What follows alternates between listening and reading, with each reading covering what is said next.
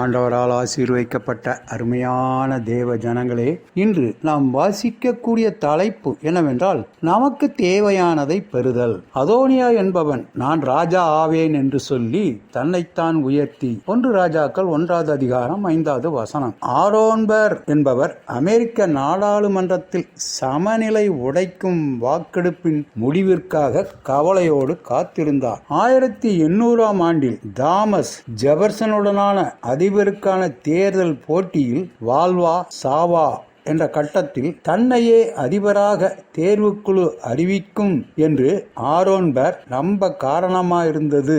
எனினும் அவர் தோற்றுப்போனார். கசப்பு அவரை ஆழமாய் ஊடுருவியது. அலெக்சாண்டர் ஹாமில்டன் தன்னை அதிபர் வேட்பாளராக ஆதரிக்காத காரணத்தால் அவருக்கு எதிராக மனக்கசப்பை வளர்த்து கொண்டார். அடுத்த 4 ஆண்டுகளுக்குள்ளாகவே ஹாமில்டனை துப்பாக்கி சண்டையில் சுட்டு கொன்றார். இந்த கொலையால் வெகுண்டெழுந்த முழு தேசமும் அவருக்கு விரோதமாக திரும்ப ஆரோன்பர் முற்றிலும் புறக்கணிக்கப்பட்ட முதியவராக மரித்து போனார். அரசியல் விளையாட்டுக்கள் சரித்திரத்தில் கொடுமையான பங்காற்றியுள்ளன. தாவீது ராஜா மரிக்கும் தருவாயில் இருக்கையில் அவருடைய குமாரன் அதோனியா என்பவன் தாவீதின் தளபதியையும் மிக முக்கியமான ஆசாரியனையும் தன்னை ராஜாவாக்கும்படி தனக்கென்று பணியமர்த்தி கொண்டார். 1 ராஜாக்கள் 1வது அதிகாரம் 5-8 வரை. ஆனால் தாவீது சாலோமனையே ராஜாவாக தெரிந்து கொண்டார். வசனம் 17. தீர்க்கதரிசியான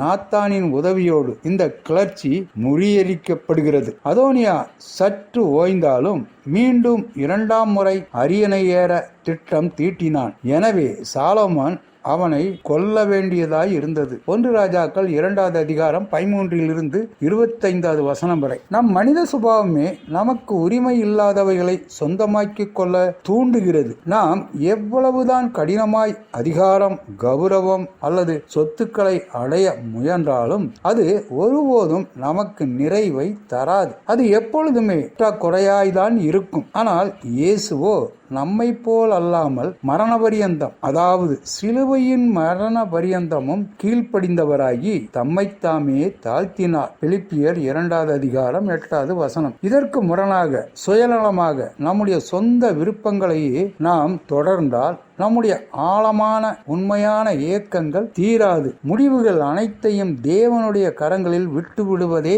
சமாதானத்திற்கும் சந்தோஷத்திற்குமான ஒரே வழியாகும் கூறினவர் டிம் கஸ்டாப்சன். உங்கள் விருப்பங்களும் இலட்சியங்களும் உங்கள் இதயத்தை குறித்து உங்களிடம் கூறுவதென்ன? இன்று நீங்கள் தேவனுக்கு கொடுக்க வேண்டியது என்ன? அன்பு தேவனே, நீர் எனக்களித்த பொறுப்பை நிறைவேற்றுவதை தவிர நான் பேராசை கொள்ளாமல் இருக்க எனக்கு உதவும். அனைத்திலும் உம்மையே நம்ப உதவும் என்று நமது தேவனை நோக்கி நாம் ஜெபிக்கலாமா? ஆண்டவர் தாமே நம் அனைவரையும் ஆசீர்வதிப்பாராக. ஆமென்.